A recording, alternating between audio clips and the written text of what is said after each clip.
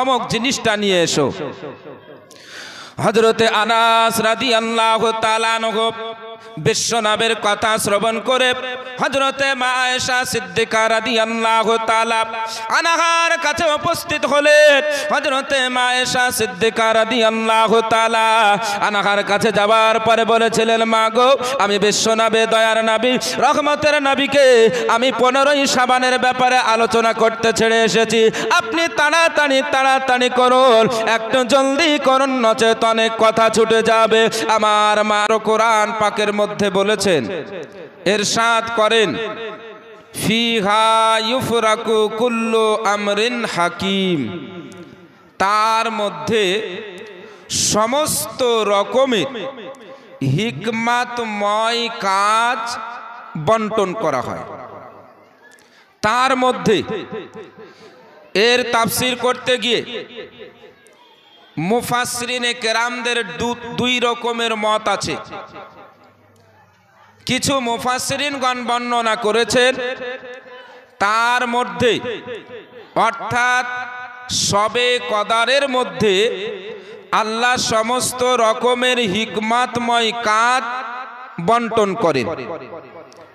আর কিছু মুফাসসিরিনগণ বর্ণনা করেছেন যে কদরের রাত্রিতে, রমজান মাসের কদরের রাত্রিতে সমস্ত রকমের হিকমতময় কাজ বন্টন করা হয়।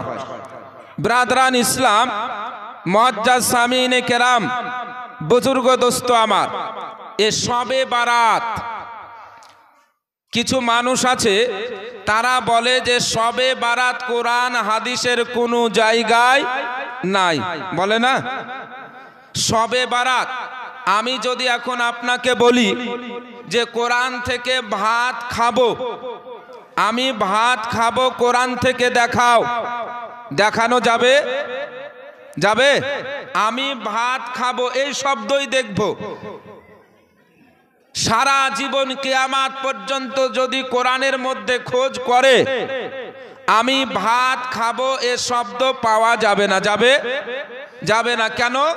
এ ভাত খাবো শব্দটা হচ্ছে বাংলা, আর কোরআন আরবি ভাষায়। তাহলে যদি শবে বারাত কিয়ামত পর্যন্ত কোরআন ও হাদিসের মধ্যে খোঁজাখুঁজি করে তো শবে বারাত খুঁজে পাবে না। কেন পাবে না? শবে বারাত এ শব্দটি হচ্ছে ফার্সি, কোরআন হাদিস কোন ভাষায়? আরবি ভাষায়। কেমন করে মানুষের ইমানকে নষ্ট করছে দেখুন, যে শবে বারাত কোরআন হাদিসের কোনো জায়গায় নাই। তা আমিও বলছি নাই, হ্যাঁ, তবে শবে বারাতের যে আরবি, শবে বারাত যাকে বলা হয় সেটা আপনি খুঁজলে পাবেন। ব্রাদরান ইসলাম, শবে বারাত এটা হচ্ছে ফার্সি বাক্য। সব মানে রাত্রি, রজনী, আর বারাত মানে মুক্তি, মুক্তির রাত্রি। শবে বারাত মানে মুক্তির রাত্রি। এই রাত্রিকে মুক্তির রাত্রি বলা হয়। কয়েকটা নাম আছে। এই 15ই শাবানের রাত্রিকে ফেরেশতাদের ঈদের রাত্রি বলা হয়। যেমন পৃথিবীতে মুমিনদের জন্য দুটো ঈদের রাত্রি আছে, একটি হচ্ছে ঈদুল ফিতর আর একটি হচ্ছে ঈদুল আজহা। নাই, দুটো ঈদের রাত্রি। ওই রকমই আকাশে ফেরেশতাদের জন্য দুটো ঈদের রাত্রি আছে, একটি হচ্ছে শবে কদর আর একটি হচ্ছে শবে বারাত। জোরে বলুন সুবহানাল্লাহ। এই সবে এই 15ই শাবানের রাত্রিকে মুক্তির রাত্রি বলা হয়। এই 15ই শাবানের রাত্রিকে ভাগ্যের রাত্রি বলা হয়।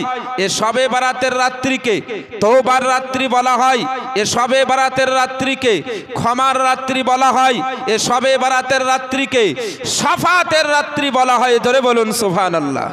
ব্রাদরান ইসলাম, বুজুর্গ দোস্ত আমার, বিশ্বনবী পয়গম্বরে আদম সাল্লাল্লাহু তাআলা আলাইহি ওয়াসাল্লাম 13ই শাবানের রাত্রিতে মহান স্রষ্টা আল্লাহর দরবারে সিজদায় পড়ে গুনাহগার উম্মতের জন্য আল্লাহর কাছে দোয়া করেছিলেন, মাবুদ মাওলা, আয় আল্লাহ আমার পাপী উম্মতকে আমায় দিয়ে দাও, আল্লাহ আমার গুনাহগার উম্মতকে আমায় দিয়ে দাও।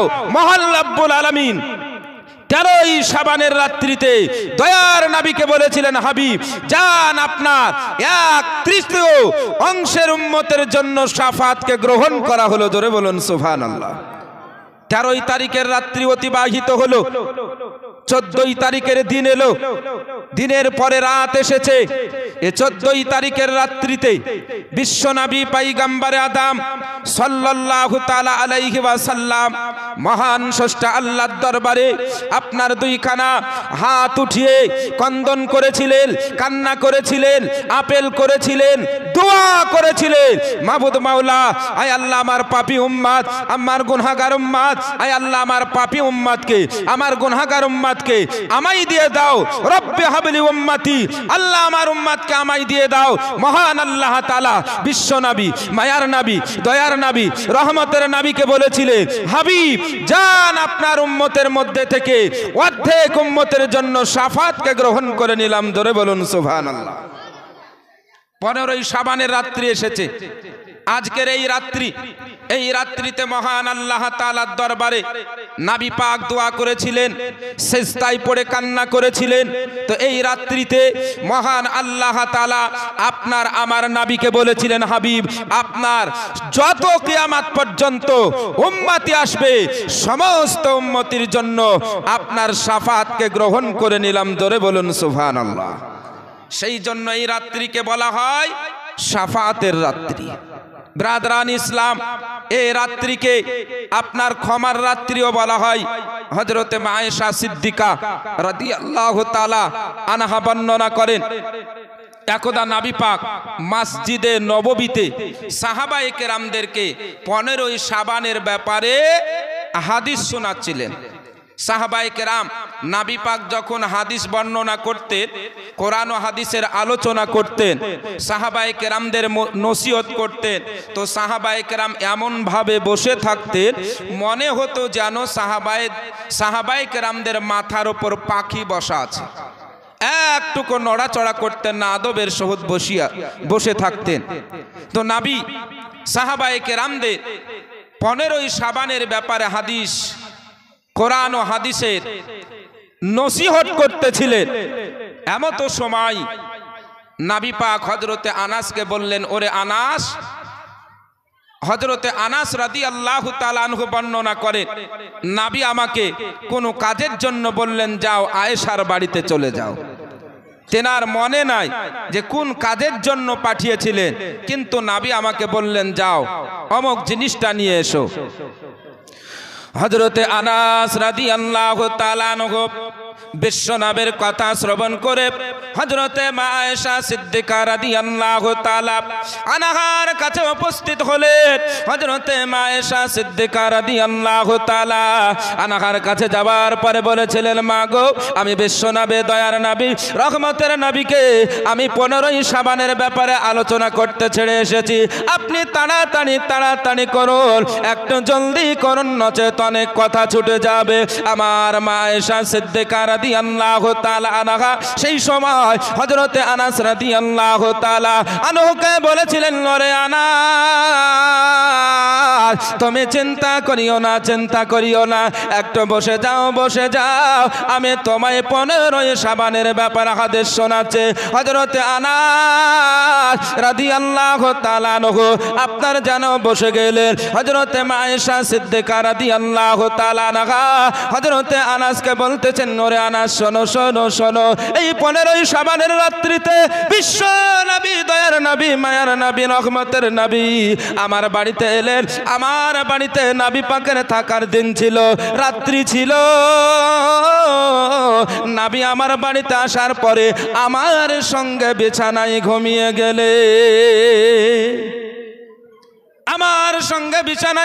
গেলে, অর্ধেক রাত্রি অতিবাহিত করার পরে হঠাৎ যেন আমার ঘুম ভেঙে গেল। আমি ঘুম থেকে জাগার পরে দেখতেছি যেন আমার দয়ার নবী বিছানায় নাই। আমি নবী পাক সাল্লাল্লাহু তাআলা আলাইহি ওয়াসাল্লামের খোঁজ করার উদ্দেশ্যে বিছানা থেকে উঠে গেলাম।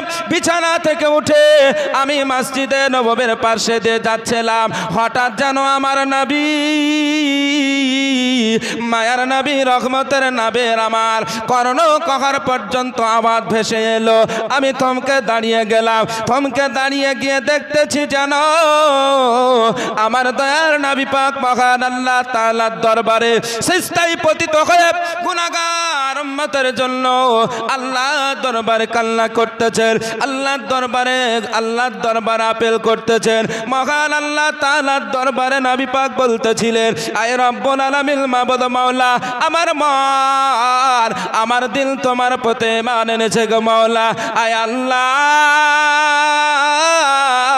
তুমি আমায় হাত দান করেছো গো মাবুদ, আমার হাতের দ্বারা এমন কেন কাজ করায় না যার দ্বারা গুনাহ প্রকাশ পাবে। হযরতে আয়েশা সিদ্দিকা রাদিয়াল্লাহু তাআলা আনহা আবার যেন বর্ণনা করতেছেন, নবী আমার আবার বলতে লাগলেন, আল্লাহ মাবুদ মাওলা, তুমি আমায় চক্ষু দান করেছো গো মাওলা। আয় আল্লাহ, আমার চোখের দ্বারা এমন কিছু কাজ করায় না যার দ্বারা গুনাহ প্রকাশ পাবে। আয় রব্বে কায়নাত, তোমার যেমন প্রশংসা করা দরকার আমি ওই রকম প্রশংসা তো করতে পারবো না গো মাওলা। আয় রব্বে কারীম,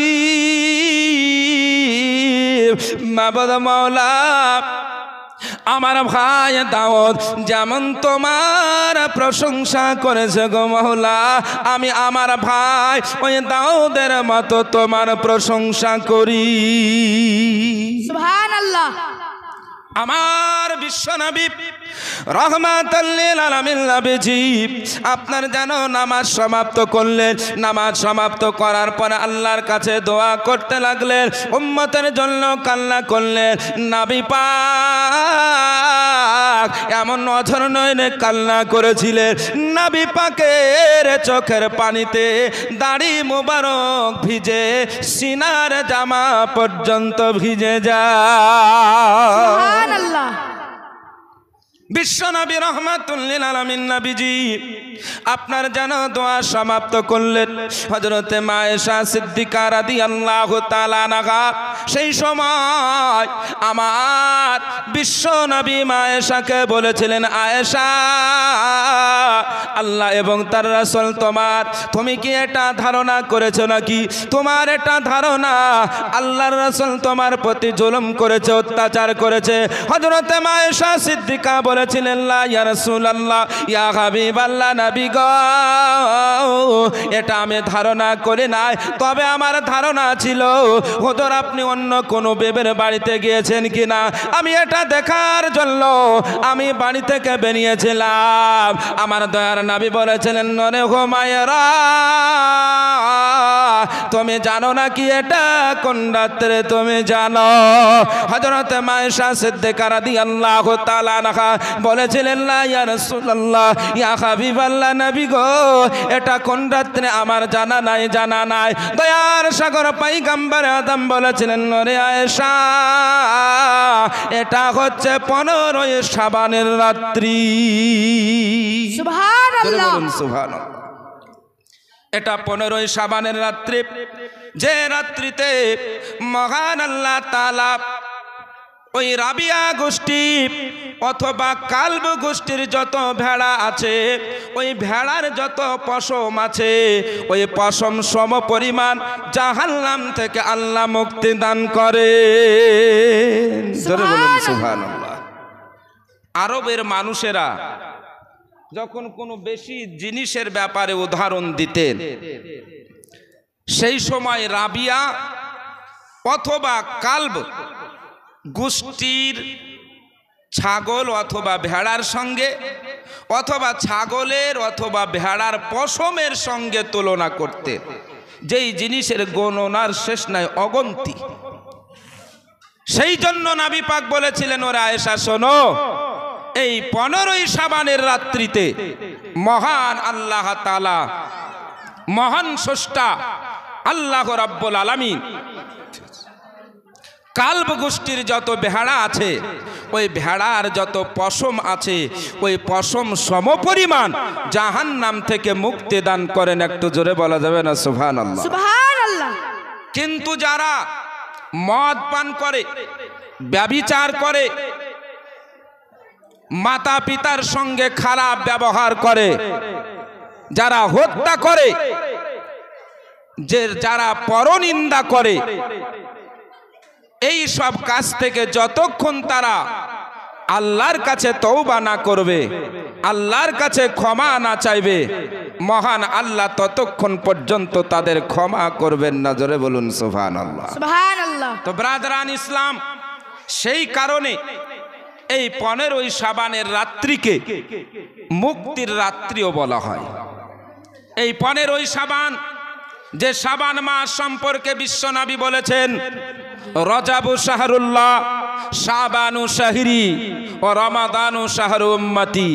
রজব হচ্ছে আল্লাহর মাস, শাবান আমার মাস, রমজান আমার উম্মতের মাস। জোরে বলুন সুবহানাল্লাহ। সুবহানাল্লাহ।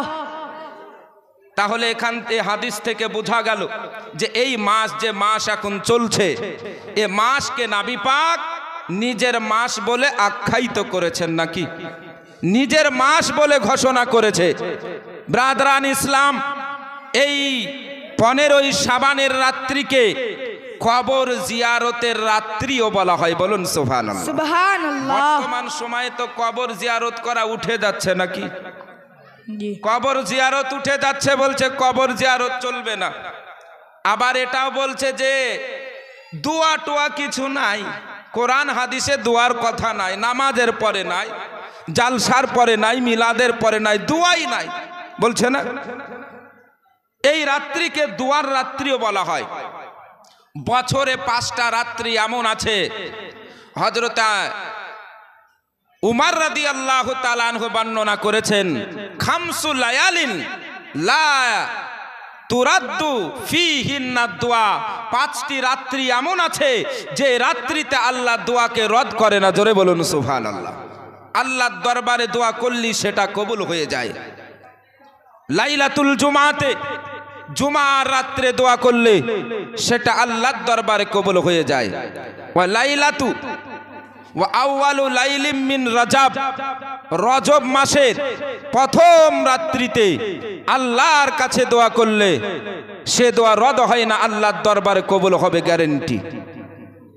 ওয়া লাইলাতু নিসফিম মিন শাবান, এবং শাবান মাসের 15ই তারিখের রাত্রিতে, অর্থাৎ শবে বারাতের আজকের এই রাত্রিতে যে দোয়া আল্লাহর দরবারে করা হয় অবশ্যই সেটা আল্লাহর দরবারে কবুল হবে। জোরে বলুন সুবহানাল্লাহ। সুবহানাল্লাহ।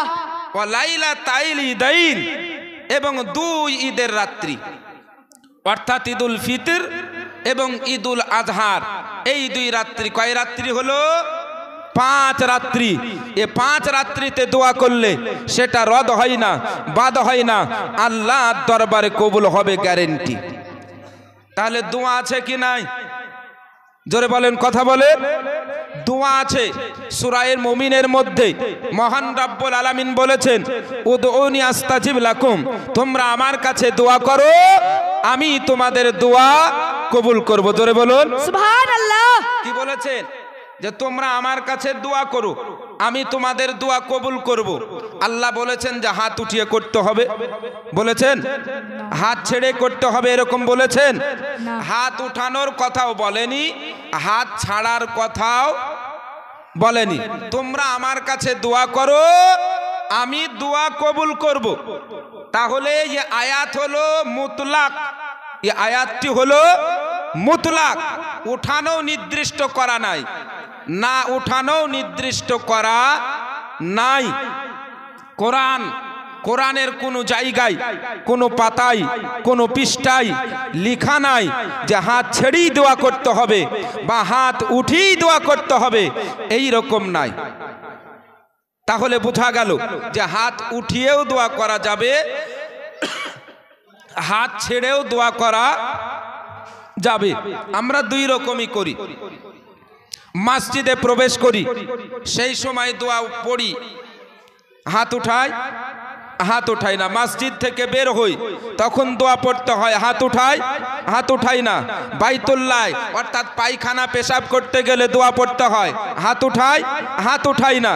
তাহলে বোঝা গেল অনেক সময় এমন আছে যে সময় আমরা দোয়া করলে হাত উঠাই না, নামাজে দোয়া করি হাত উঠাই, আল্লাহুম্মা গফিরলি ওয়ালি ওয়ালিদাইয়া ওয়ালিমান তাওয়ালাদা ওয়ালি জামিল মুমিনিনা ওয়াল মুমিনাত আল মুসলিমিনা ওয়াল মুসলিমাত আল আহইয়াই মিনহুম ওয়াল আমওয়াত ইন্নাকা সামিউন কারীবুম মুজিবুদ দাওয়াত।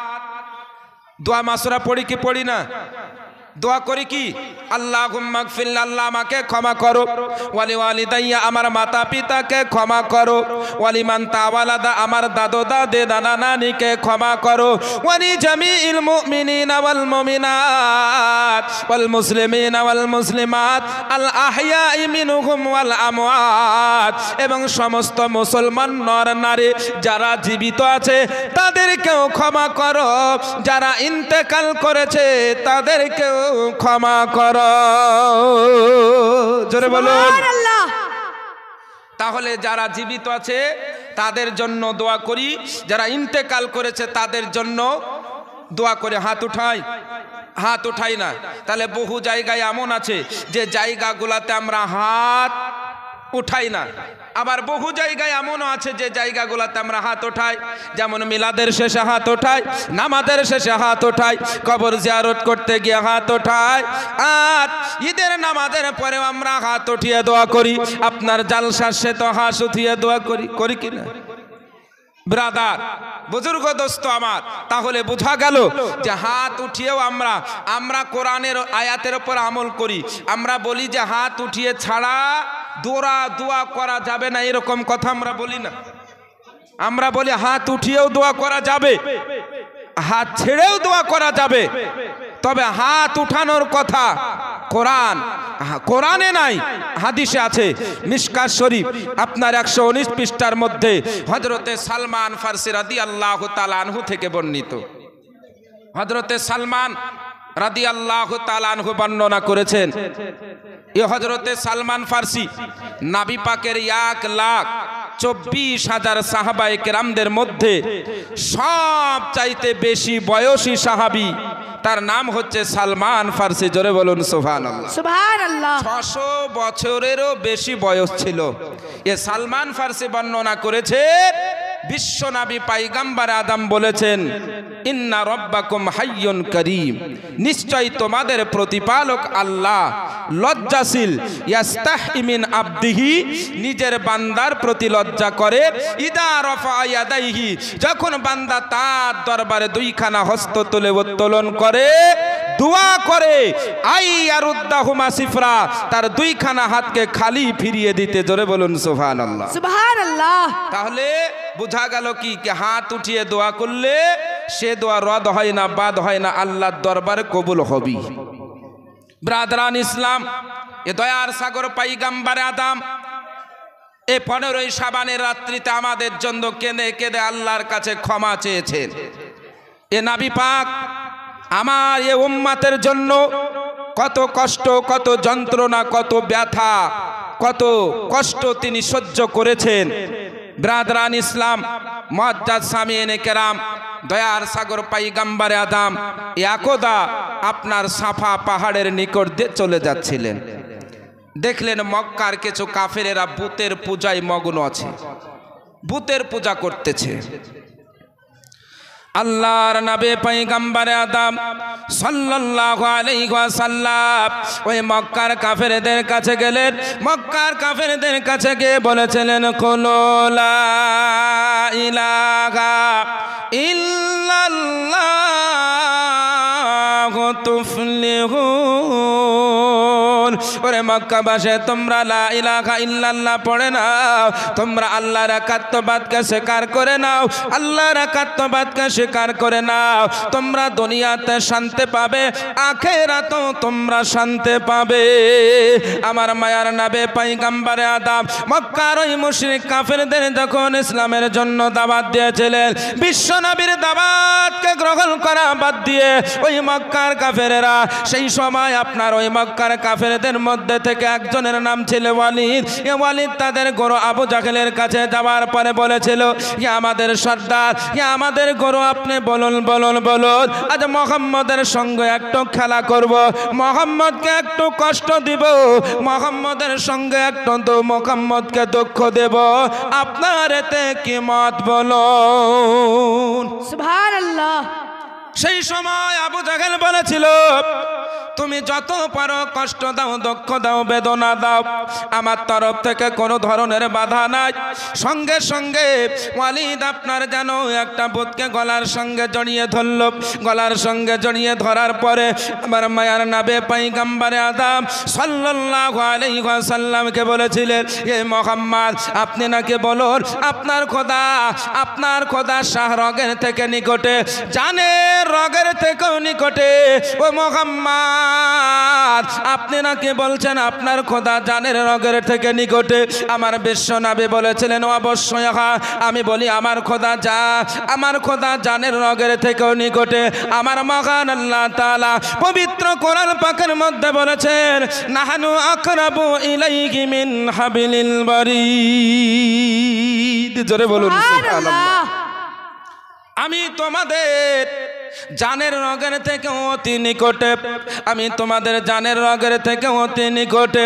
আমার মায়ার নবী পয়গম্বরে আদম সাল্লাল্লাহু আলাইহি ওয়াসাল্লামকে বলেছিল, ওরে মুহাম্মদ, আমার খোদা দেখুন সারা পৃথিবীর মানুষ দেখতে পায়, দুনিয়ার মানুষ আমার খোদাকে দেখতে পায়, আমার খোদাকে আমি গলার সঙ্গে জড়িয়ে ধরে আছি, আপনার খোদাকে তো দেখা যায় না। আমার মায়ার নবী, দয়ার নবী পয়গম্বরে আদম আপনার নবী পাককে যখন এই রকম প্রশ্ন করেছিল, নবী পাক আপনার তার অবুঝ প্রশ্নের জবাব দিয়ে না দিয়ে দাঁড়িয়েছিলেন। আমাদের ভাষায় বলা হয়, আমরা বলে থাকি, অবুঝের সঙ্গে কথা না বলাই ভালো। বলি কি না? বলি। কেন? যে অবুঝের সঙ্গে কথা বলতে বলতে কি কথা বলবে সে কথার উত্তর দেওয়া যাবে না। তো নবী পাককে যখন বলেছিল যে আমার খোদাকে তো দেখা যায়, আপনার খোদাকে দেখা যাচ্ছে না, কই আপনার খোদা? তো নবী পাক তাদের প্রশ্নের জবাব না দিয়ে দাঁড়িয়ে আছেন। দয়ার নবী পয়গম্বরে আদম সাল্লাল্লাহু আলাইহি ওয়াসাল্লাম যখন দাঁড়িয়ে দেখলেন, মক্কার কাফেররা সঙ্গে সঙ্গে বুতের সম্মুখে সিজদায় পতিত হলো। বুতের সম্মুখে সিজদায় পড়ে বলতেছেন, হে আমাদের মাবুদ, আপনি বলুন বলুন, আমাদের ধর্ম সঠিক না মুহাম্মদের ধর্ম সঠিক? সুবহানাল্লাহ। মূর্তিতে কি কথা বলতে পারে? পাথরে কথা বলতে পারে? পাথরে কথা বলতে পারে না। যখন মক্কার ওই কাফেররা তাদের মূর্তি মাবুদের সঙ্গে প্রতিবার সম্মুখে সিজদায় পড়েছিল, সেই সময় আপনার ওই মূর্তির ভিতরে একটা শয়তান জিন প্রবেশ করে নবী পাক সাল্লাল্লাহু আলাইহি ওয়াসাল্লাম এবং আল্লাহর একাত্মবাদকে নিয়ে বিদ্রোহ করেছিল। মক্কার কাফেররা যেমন সিজদায় পড়ে জিজ্ঞেস করলো, আমাদের মাবুদ আপনি বলুন, আমাদের ধর্ম সঠিক না মুহাম্মদের ধর্ম সঠিক? সঙ্গে সঙ্গে ওই মূর্তির ভিতর থেকে আওয়াজ এসেছিল, তোমাদের ধর্ম সঠিক নয়, তোমাদের ধর্ম মুহাম্মদের ধর্ম সঠিক নয়, তোমাদের ধর্ম সঠিক। বলেন আস্তাগফিরুল্লাহ। আস্তাগফিরুল্লাহ। ব্রাদার, ইসলামের অবমাননা করলো, ইসলামের তাচ্ছিল্য করলো। মক্কার কাফেরেরা আনন্দে আত্মহারা হয়ে সিজদা থেকে মাথা উঠিয়ে হাতে তালি দিতে আরম্ভ করেছে। হাতে তালি বাজায়, নবী পাককে গালি দেয়, আর এমন ভাবে অট্ট হাসি হাসে এক অপরের গায়ে ঢেলে ঢেলে পড়ে যায়। আমার দয়ার নবী পয়গম্বরে আদম সাল্লাল্লাহু আলাইহি ওয়াসাল্লাম আপনার যেন তাদের কথার কোনো জবাব দেন না। মক্কার ওই কাফেরেরা বুতের সম্মুখে আবার সিজদায় পড়ে গেল। বুতের সম্মুখে সিজদায় পড়ে ওই মক্কার কাফেরেরা বলেছিল, হে আমাদের মাবুদ, আপনি আমাদের সাহায্য করবেন কিনা বলুন, আজ আমরা মুহাম্মদকে মার্ডার করব, আপনি আমাদের সাহায্য করবেন কিনা বলুন। বুজুর্গ দোস্ত আমার, মক্কার কাফেরেরা এইভাবে যখন বলতে লাগলো, আমার রহমাতুল লিল আলামিন নবীজি পয়গম্বর আদম সাল্লাল্লাহু তাআলা আলাইহি ওয়াসাল্লাম সাহাবায়ে কেরামদের সঙ্গে করে আপনার যেন বাড়ির দিকে চলতে আরম্ভ করলেন। বাড়িতে আসার পরে নবী পাক সাল্লাল্লাহু আলাইহি ওয়াসাল্লামকে নবী পাকের সাহাবী হযরত আব্দুল্লাহ ইবনে মাসউদ রাদিয়াল্লাহু তাআলা আনহু বলেছিলেন, ইয়া রাসূলুল্লাহ, ইয়া হাবিবাল্লাহ, নবী গো, আপনি কি আজ মূর্তির কথা শ্রবণ করেছেন নাকি, প্রতিমার কথা শ্রবণ করেছেন নাকি?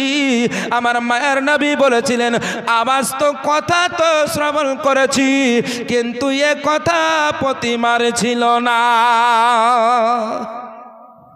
মূর্তি কথা বলতে পারে না, তার ভিতরে জান নাই, তার কথা বলার ক্ষমতা নাই।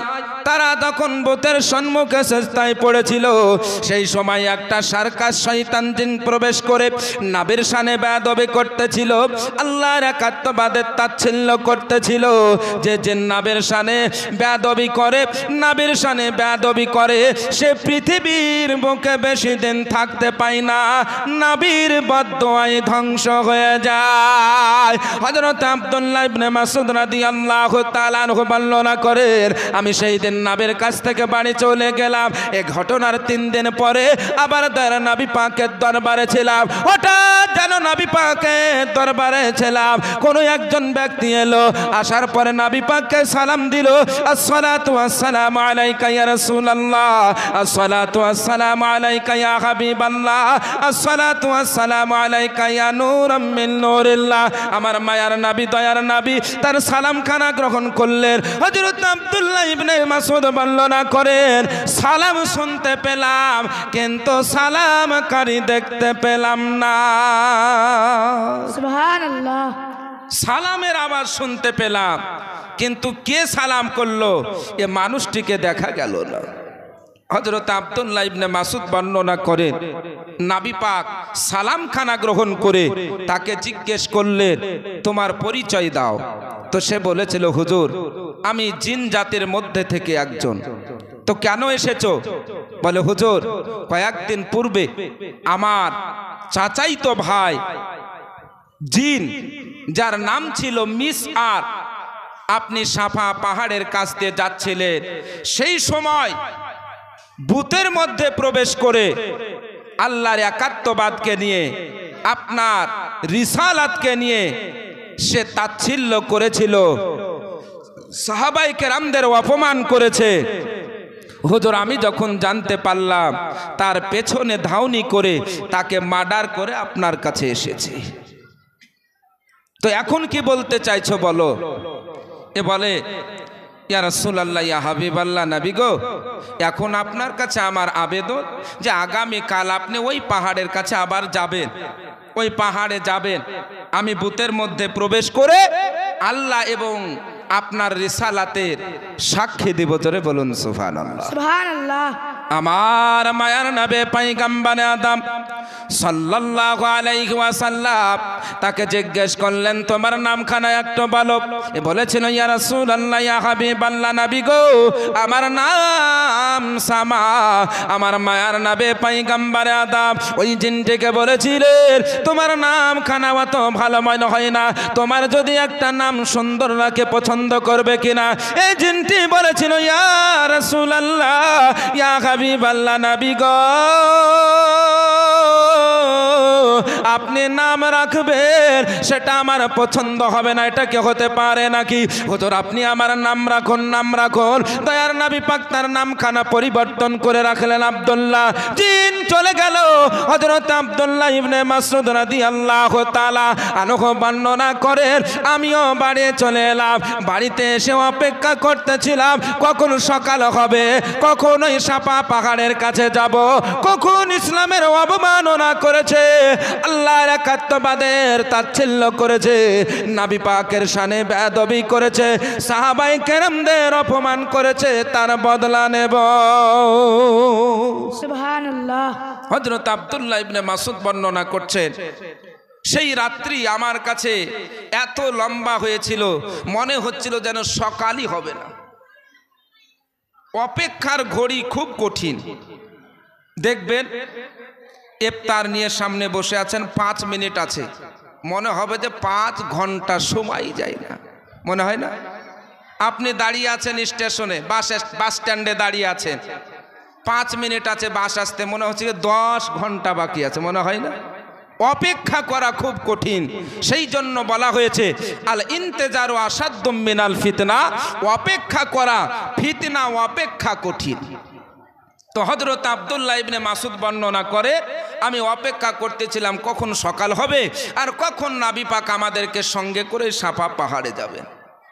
হযরত আব্দুল্লাহ ইবনে মাসউদ রাদিয়াল্লাহু তাআলা আনহু বর্ণনা করেন, সকাল যখন হয়ে গেল আমি নবী পাকের দরবারে উপস্থিত হলাম। আমার দয়ার নবী পয়গম্বরে আদম সাল্লাল্লাহু আলাইহি ওয়াসাল্লাম সাহাবায়ে কেরামদের সঙ্গে নিলেন। সাহাবায়ে কেরামদের সঙ্গে করে আমার মায়ার নবী দয়ার নবী পয়গম্বরে আদম আবার ওই সাফা পাহাড়ের দিকে চলতে আরম্ভ করলেন। ওই সাফা পাহাড়ের কাছে আজকেও দিয়ে দেখছেন যেন মক্কার কাফেররা মূর্তি পূজায় মগ্ন আছে। আমার দয়ার নবী পাক তাদের কাছে গিয়ে বলেছিলেন, কুলু লা ইলাহা ইল্লাল্লাহ তুফলিহুন। ওরে মক্কাবাসী, তোমরা লা ইলাহা ইল্লাল্লাহ পড়ে নাও, আল্লাহর একাত্মবাদকে বিশ্বাস করে নাও, নবীর রিসালাতকে গ্রহণ করে নাও, তুমি নবীর প্রতি ঈমান আনো, তুমি কালেমা পড়ে নাও, দুনিয়াতে শান্তি পাবে, আখিরাতেও শান্তি পাবে। সুবহানাল্লাহ। বুজুর্গ দোস্ত আমার, নবী আমার যখন এইরকম ভাবে তাদের কাছে গিয়ে দাওয়াত করলেন, তারা আগের দিনের মতো নবী পাকের কথাকে গ্রহণ করা বাদ দিয়ে সঙ্গে সঙ্গে বুতের সম্মুখে সিজদায় পড়ে গেল।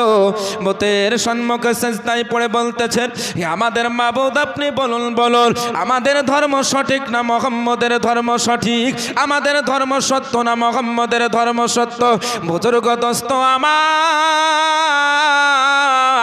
যেমনই বুতের সম্মুখে সিজদায় পড়ে এইরকম ভাবে বলতে আরম্ভ করেছে, ওই বুত, ওই মূর্তি যে মূর্তি কাল তাদের প্রশংসা করেছিল, ইসলামের অবমাননা করেছিল, নবী পাকের শানে বেয়াদবি করেছিল, আল্লাহর একাত্মবাদের তাচ্ছিল্য করেছিল, ওই মূর্তি আজ যেন যেমন তারা সিজদায় পড়ে বলতেছেন, আমাদের মাবুদ বলুন, আপনি বলুন, আমাদের ধর্ম সঠিক না মুহাম্মদের ধর্ম সঠিক?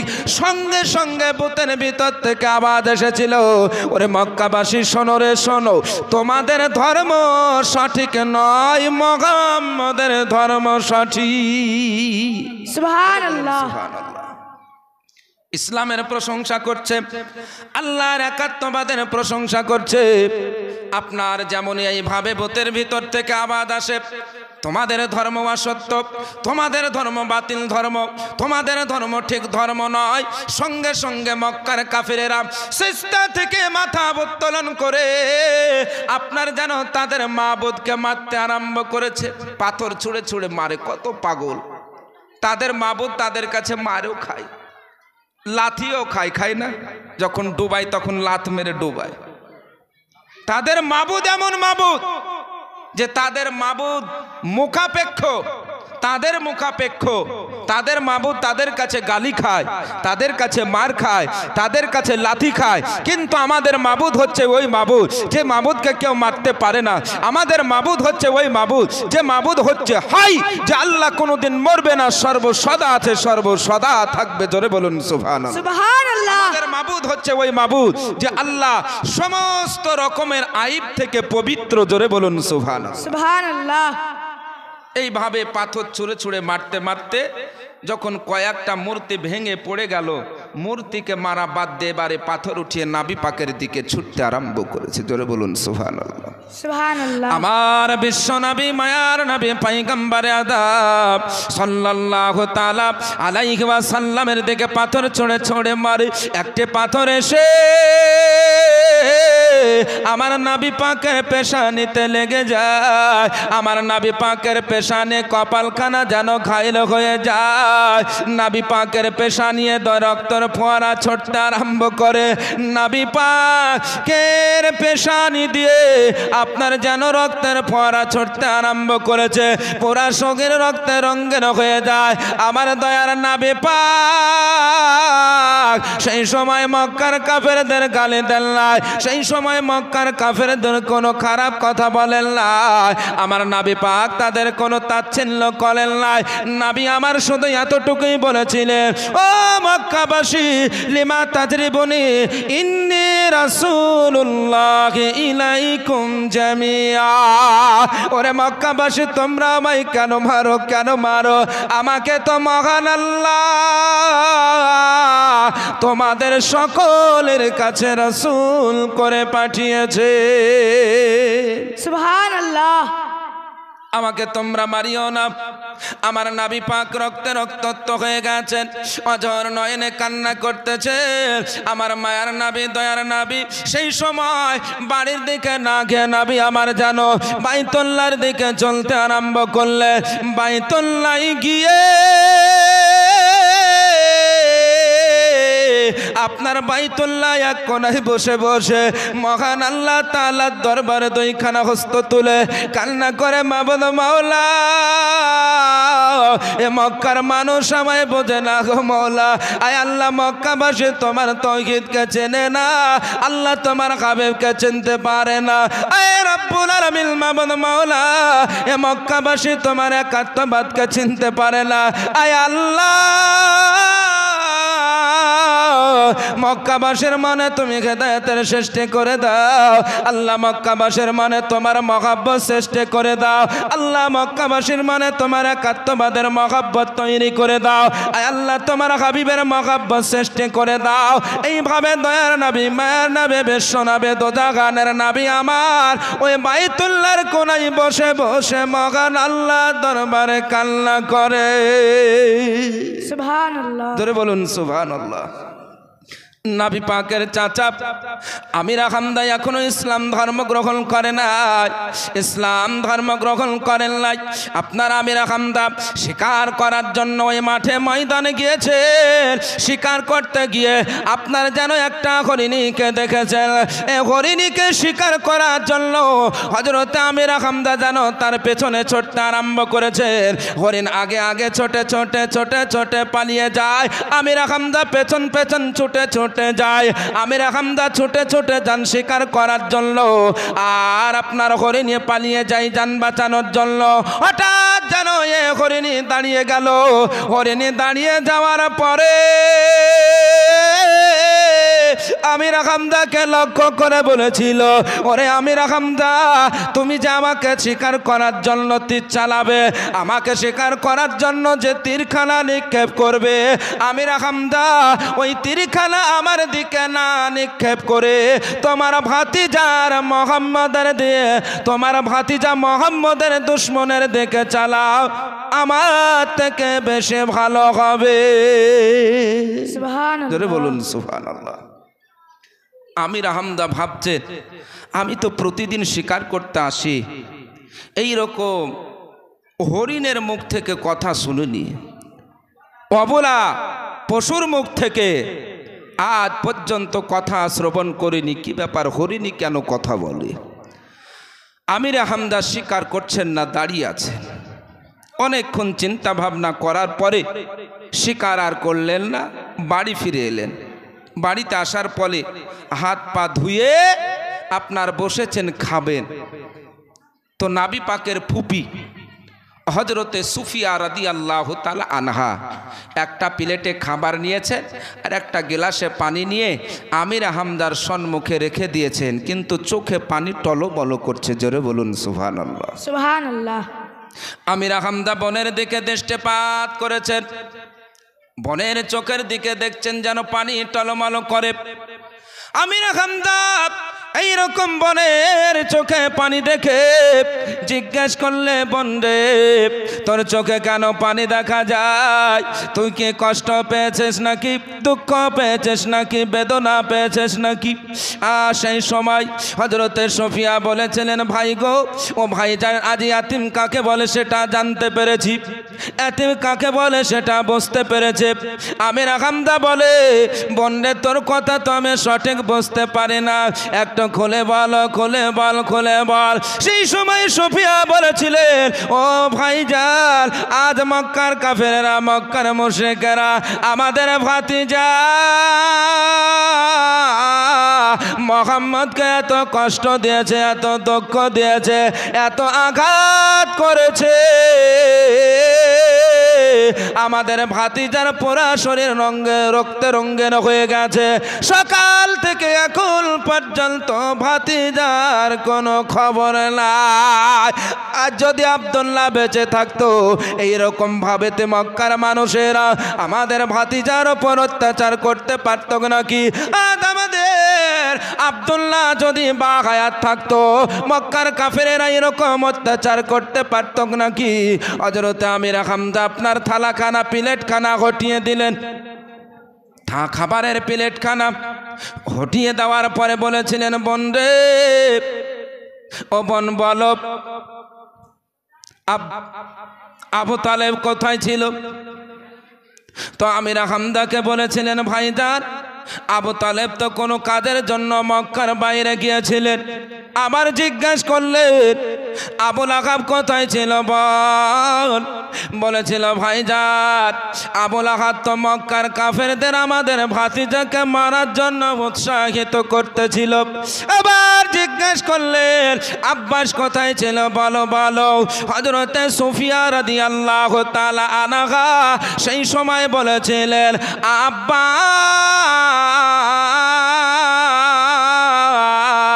আমাদের ভাতিজা মুহাম্মদ সাল্লাল্লাহু তাআলা আলাইহি ওয়াসাল্লামের প্রতি নিজের জান কুরবান করতেছিলেন। সুবহানাল্লাহ।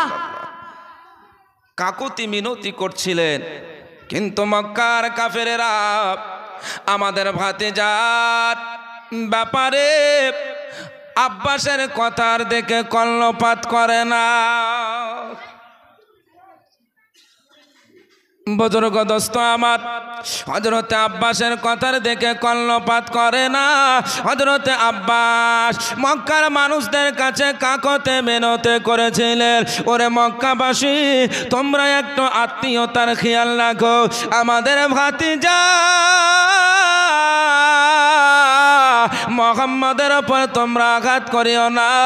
কিন্তু আব্বাসের কথার দিকে কেউ কর্ণপাত করে না। হযরতে আমিরা হামজা রাদিয়াল্লাহু তাআলা আনহু সেই সময় খাবারের প্লেটখানা সরিয়ে দিয়ে বলেছিলেন, অতক্ষণ পর্যন্ত এক লোকমা খাবার ও পানি গ্রহণ করব না, যতক্ষণ না আমার ভাতিজা মুহাম্মদের বদলা না নেব। জোরে বলুন সুবহানাল্লাহ।